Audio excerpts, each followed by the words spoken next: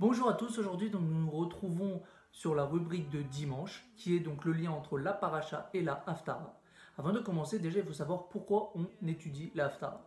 Tout simplement, avant donc on étudiait la Torah, mais un jour les Romains sont arrivés et nous ont interdit d'étudier la Torah. Donc les Juifs, qu'est-ce qu'ils ont fait?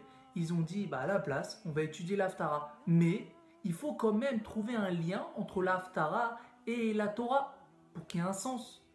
Donc, c'est pour ça que maintenant qu'on lit la Haftarah, et bien sûr, maintenant que Baruch Hashem, on peut étudier la Torah, c'est bien de ne pas perdre les habitudes ou les mitzvot qu'on fait. Donc, c'est pour ça qu'on a gardé la Haftarah. Donc, comme je viens de vous expliquer que quand les Juifs ont attribué donc les Haftarot, il y avait toujours un lien avec la paracha. Donc, aujourd'hui, nous allons voir le lien qu'il y a entre les deux.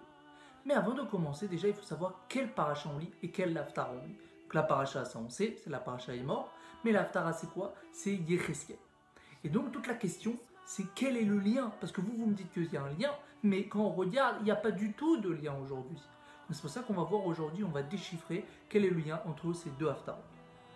Déjà, il faut savoir pourquoi il n'y a pas de lien. Parce que c'est vrai, quand on regarde, il y a un lien. Parce que dans les deux, on parle des Kohanim. Donc jusqu'à là, c'est ça le gros lien, c'est qu'on parle tous les deux des Kohanim. Mais quand même, il y a des contradictions. La première chose, c'est dans le verset 44, 17. Dessus, il parle des vêtements. Les vêtements, il fallait avoir que de lin. Dans la Haftara, il est marqué qu'il faut avoir que du lin. Par contre, dans la Torah, non, c'est le contraire. Il est marqué que dans 4 habits, on pouvait mettre de la laine. Première chose, dans le éphod, le tablier, dans le méel, le manteau, dans le rochen, le pectoral, et dans le havnet, la ceinture. Pour les Kohanim, il contient de la laine. Donc on voit qu'il y a une contradiction avec la Haftara. Deuxièmement, dans le 44, cette fois-ci 22. Il est écrit que c'est interdit de se marier avec une veuve. Pourtant, la Torah, elle permet. Certes, elle ne permet pas pour un Kohen Gadol, mais elle permet pour un Kohen. Dans 44-26, il y a marqué qu'après les 7 jours de purification, il fallait compter 7 jours supplémentaires. Pourtant, dans la Torah, il n'y a pas marqué ça. Pareil, et juste après, donc là on était au 44-26, donc 44 maintenant 27, juste après, donc c'est la suite. Qu'est-ce qu'il y a marqué? Il y a marqué qu'après ces 7 jours, il fallait qu'il offre un sacrifice.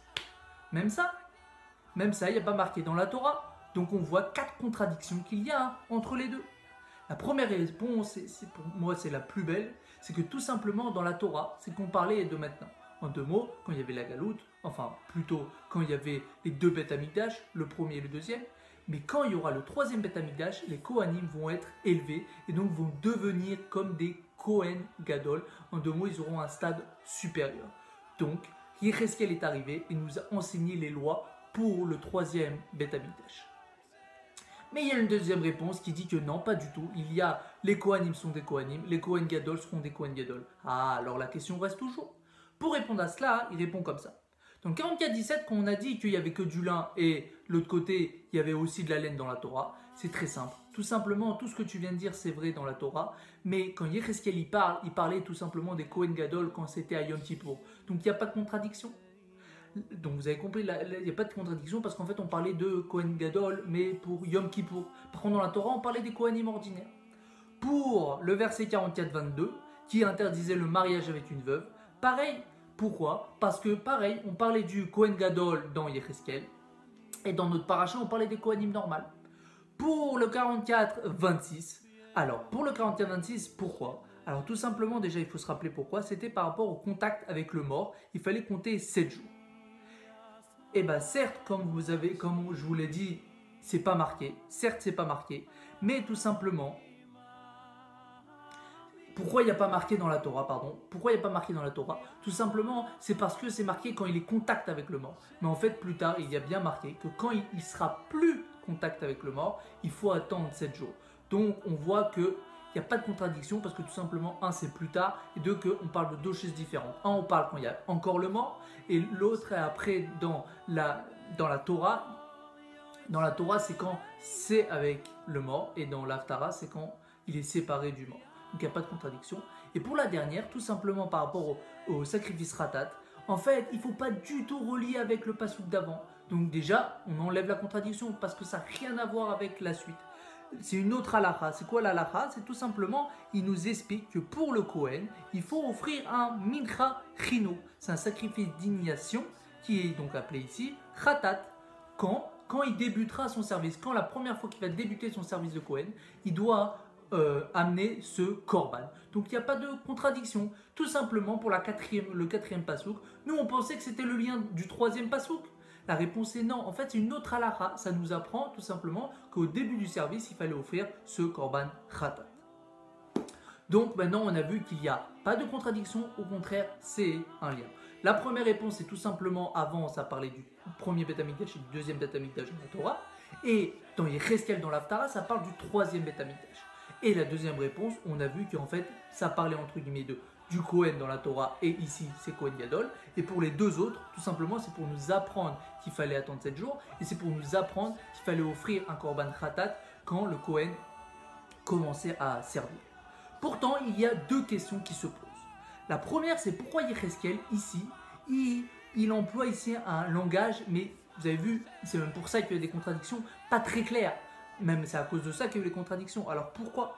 Et la deuxième, c'est tout simplement pourquoi il est nécessaire de répéter. Si c'est exactement pareil quand on regarde, pourquoi on est obligé de répéter dans Yecheskel?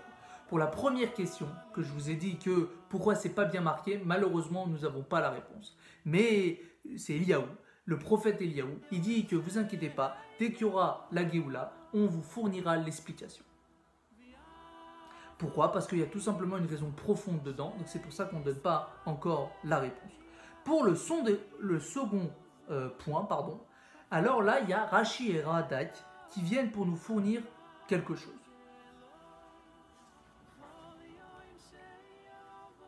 Tout simplement, c'est que tout simplement dans la Torah, c'est bien sûr comme on sait, c'est la Torah écrite.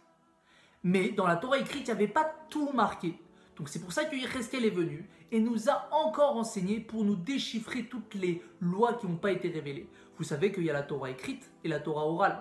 Donc tout simplement, c'est ça. C'est que dans la Torah, c'est la Torah écrite. Donc tout ce qui a été annoncé, c'est tout ce qu'il y avait dans la Torah écrite. Et donc Yecheskel est arrivé pour nous dévoiler et pour nous sortir toutes les choses qu'on n'avait pas entendues et compris dans la Torah écrite.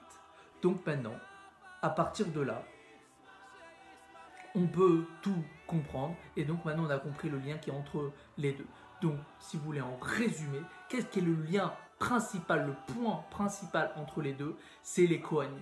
Dans le Yecheskel et dans la Torah, il y a les halachot des Kohanim. Et par rapport à toutes les contradictions qu'on a dit, Baruch Hashem, il n'y a pas de contradiction. Alors que Dieu fasse que très bientôt, comme nous parlons des Kohanim, et en plus, Yecheskel est arrivé pour la première raison qu'on avait dit, c'était pour nous enseigner le troisième Beth Amikdash, alors que Dieu fasse que très bientôt le troisième Beth Amikdash arrive pour qu'on apprenne et pour qu'on voit toute la halachot que nous avons vues ensemble. Un bon Shavua Tov à tous. N'oubliez pas le Sfirat HaOmer du jour. Et sur ce, à demain et encore un grand Shavua Tov. Une très belle semaine.